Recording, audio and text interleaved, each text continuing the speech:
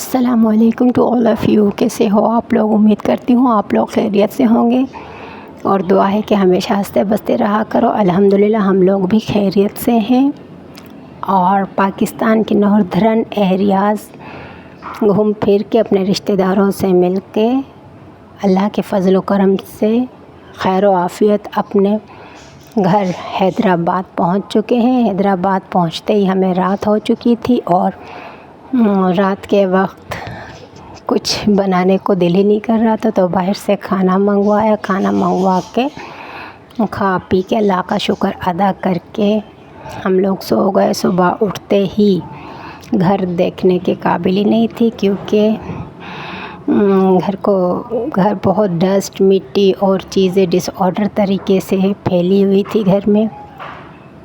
जुलाई का महीना है, ऑब्वियसली हवाएं बहुत ज़ोर शोर से चल रही हैं। हैदराबाद की हवाएं वैसे भी मशहूर है।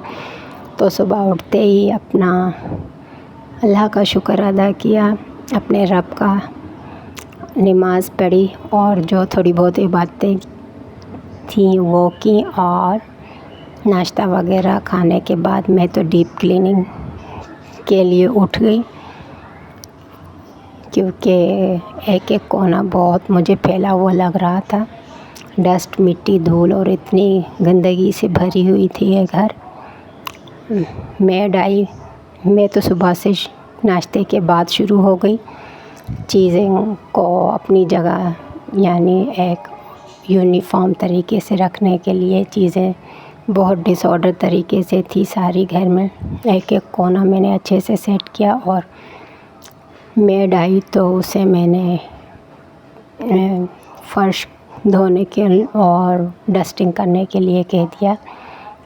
सरफ़ से उसने फ़र्श धोई और दरवाज़े खिड़कियाँ वगैरह ये तो मैंने और मेरी बेटी ने, हम लोगों ने अच्छे से सरफ़ से रगड़ कर धोई। टेबल कुर्सियाँ ये सब जो डाइनिंग टेबल देख रहे हो, ये सब अच्छे से हमने धो के, और कुर्सियाँ तो साफ़ की जस्ट कपड़े से, और सारा घर एक एक कोना समेटा साफ़ सुथरा करके फिर ज़हनी रिलैक्सेशन थोड़ी मिली, क्योंकि साफ़ घर से पॉज़िटिव वाइब्स आती हैं और पॉज़िटिव वाइब्स जो है ना आप लोगों को एनर्जेटिक बना देती हैं। तो कोशिश किया करें हर वक्त घर को साफ़ ही रखा करें।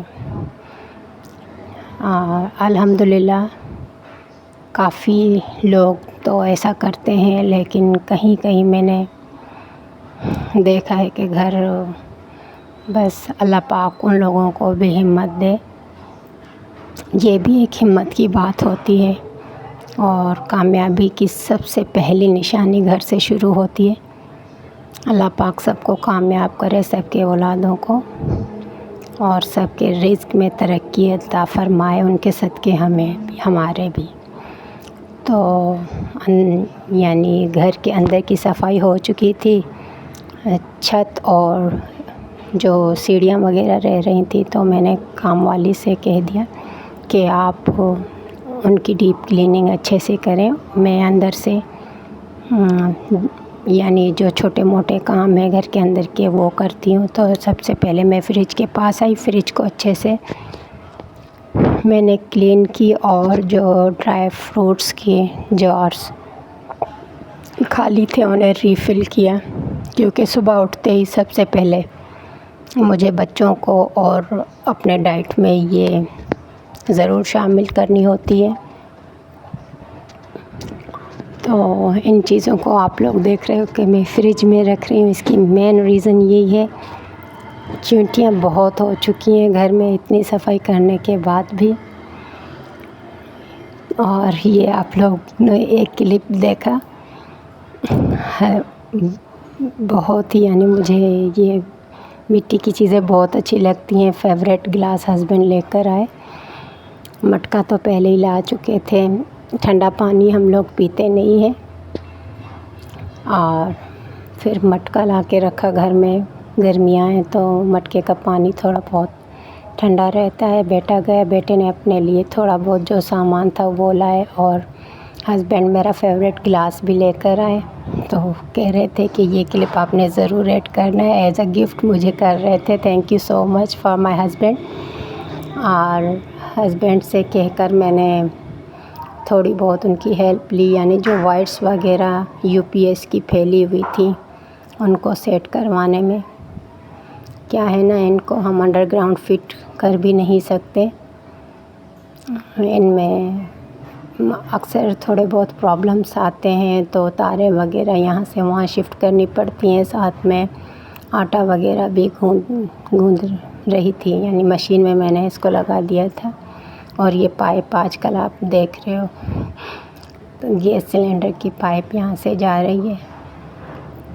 अच्छा, एक इन्फॉर्मेशन है आप लोगों के लिए, अगर आप लोग गैस सिलेंडर के, क्या है ना, गैस तो होती नहीं है अक्सर अब अपने पाकिस्तान में, या हो सके हमारे सिंध में, बाकी जगहों का तो मैं होकर आई हूँ, वहाँ तो ऐसा कोई मसला नहीं था। वहाँ तो गैस ही बहुत कम थी, कम जगहों पर।